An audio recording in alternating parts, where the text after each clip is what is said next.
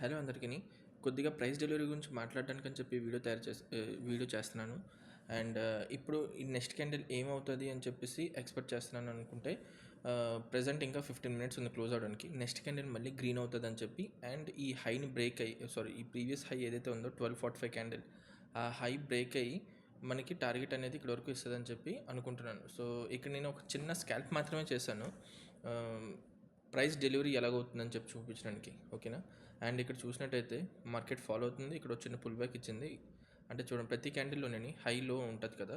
ఈ red candle చూడండి, ఇది హై, ఇది లో, మళ్ళీ నెక్స్ట్ క్యాండిల్ హై, లో, మళ్ళీ ఆ తర్వాత ప్రీవియస్ క్యాండిల్ కూడా హైని బ్రేక్ చేయలేకపోయింది. మళ్ళీ అక్కడే మిటిగేట్ చేసి మళ్ళీ హోల్డ్ చేసి మళ్ళీ మిటిగేట్ చేసింది. కాబట్టి ఇది ఒక లోవర్ హై కిందనే ఇదంతా లోవర్ హై, లోవర్ లో ఇవన్నీ ఫామ్ చేసుకుంటూ వస్తుంది క్యాండిల్స్లో. సో ఫైనల్లీ ఇక్కడికి వచ్చిన తర్వాత ఒక లాస్ట్లో నాకు ఇక్కడ డిమాండ్ ఏం లేదు. ప్రీవియస్ క్యాండిల్ ఇక్కడ చూస్తే ఇక్కడ నుంచి గ్రీన్ క్యాండిల్ వచ్చింది కదా. ఈ గ్రీన్ క్యాండిల్ వచ్చే ముందు ప్రీవియస్ రెడ్ క్యాండిల్ ఏదైతే ఉందో ఈ 115 క్యాండిల్ ఆ ఓపెనింగ్ పాయింట్ క్లోజింగ్ అండ్ లో పాయింట్ ఏదైతే ఉందో దాన్ని ఎప్పుడైతే అది బ్రేక్ చేసిందో అంటే లోవెస్ట్ టైం ఫ్రేమ్లో మనకి ఒక చేంజ్ అక్కడి నుంచి ఒక ఇండ్యూస్మెంట్ కలెక్ట్ చేసుకుందని చెప్పి ఒక పుల్ బ్యాక్ని హైని బ్రేక్ చేసిందని చెప్పి నేను ఇక్కడ ఎంట్రీ తీసుకున్నాను. స్టాప్ లాస్ ఈ గ్రీన్ క్యాండిల్ లో కిందనే పెట్టుకున్నాను.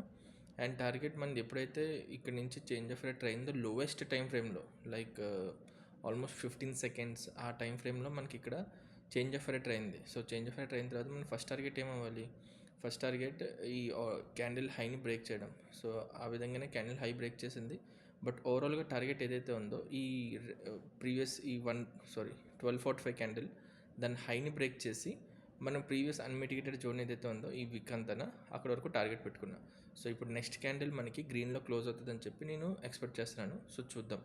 ఇన్ కేస్ ఇప్పుడు ఈ గ్రీన్ క్యాండిల్ 145 గ్రీన్ క్యాండిల్ లో ఏదైతే ఓపెనింగ్ ఉందో ఆ ఓపెనింగ్ కానీ హిట్ అయిపోయిందంటే నేను ఇక్కడ ఎగ్జిట్ అయిపోతాను. ఎందుకంటే మనం వెళ్తుంది ఎక్కడి నుంచి వెళ్ళట్లేదు. సో నేను ఇక్కడ నా స్టాప్ లాస్ అనేది ట్రైల్ చేసుకుంటూ ఓపెనింగ్ పాయింట్ దగ్గరికి తీసుకొస్తాను. క్యాండిల్ ఓపెనింగ్ పాయింట్ దగ్గరికి ఇక్కడికి.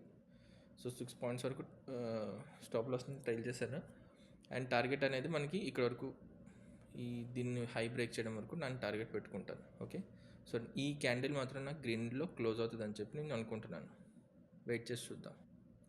ఇన్ కేస్ ఈ 10 మినిట్స్ ఇంకా ఏదైతే 10.5 10.4 మినిట్స్ ఏదైతే ఉందో ఈ లోపలే కానీ టార్గెట్ కానీ మనకి రీచ్ అయిపోయి తర్వాత మళ్ళీ కరెక్షన్ చేసుకుంటూ కిందకి వస్తే అది కూడా ఎక్స్పెక్ట్ అవ్వచ్చు. బట్ ఓవరాల్గా మన టార్గెట్ అయితే ఈ హైని మన అన్మిటిగేటెడ్ ఈ 1245 క్యాండిల్ హైని బ్రేక్ చేయడం. అండ్ ఇక్కడ అన్మిటిగేటెడ్ ఏదైతే ఉందో దాన్ని మిటిగేట్ చేసి అక్కడ నుంచి మళ్ళీ కరెక్షన్ అయితే లైక్ ప్రీవియస్ క్యాండిల్ ఇక్కడ నుంచి మళ్ళీ క్లోజింగ్ పాయింట్ లో కానీ బ్రేక్ చేసినట్టయితే మళ్ళీ అక్కడ నుంచి మనం సెల్లింగ్ సైడ్కి ట్రేడ్ తీసుకుందాం. ఓకేనా. నేను తీసుకున్న ఆప్షన్ ఇదే. ప్రజెంట్ కాస్ట్ టు కాస్ట్లో నడుస్తుంది. సో వెయిట్ చేసి చూద్దాం అది టార్గెట్ ఏదైతే హిట్ అవుతుందో లేదనేది. ఓకేనా. అండ్ ఇది నేను ఓన్లీ ప్రైస్ డెలివరీలో ఉన్న క్యాండిల్స్ డెలివరీ ఎలాగైతే అవుతుందో ఆ ప్రకారం మాత్రమే నేను ఇది అనాలిసిస్ చేసి మీకు చెప్తున్నాను. బట్ ఈ సప్లై కూడా ఇక్కడ హోల్డ్ అవ్వదు. బట్ మనం స్కాల్ప్ చేస్తున్నాం కాబట్టి టార్గెట్స్ అనేది క్విక్ స్కాల్ప్ లాగే ఉండాలి. సో ఇది పక్కన పెడుతున్నాం. అండ్ ఈ సప్లై ఏదైతే ఉందో ఇది హోల్డ్ చేస్తుందా అంటే మనకి ప్రీవియస్గా ఏమైనా డిమాండ్ హోల్డ్ చేసి సప్లై కానీ ఫామ్ చేస్తుంటే మనం దీన్ని రెస్పెక్ట్ చేద్దాం. బట్ ఇక్కడ సప్లై జస్ట్ ఒక ఇండ్యూస్మెంట్ సప్లై మాత్రమే అయింది కాబట్టి ఈ సప్లై కూడా మనకి బ్రేక్ అయ్యే అవకాశాలు ఎక్కువ ఉన్నాయి. అండ్ మనకి ఓవరాల్గా నేనైతే ఇక్కడ నుంచి ఇది ఫస్ట్ టార్గెట్ ఇక్కడికి అయిపోయిన తర్వాత సెకండ్ టార్గెట్ ఇంకా కంటిన్యూ చేస్తాను. ప్రీవియస్ ఏదైతే ఇదంతా మనకి ఇక్కడ అంతా ఒక సప్లై కాబట్టి ఇండ్యూస్మెంట్ సప్లై వరకు తీసుకువెళ్ళడానికి.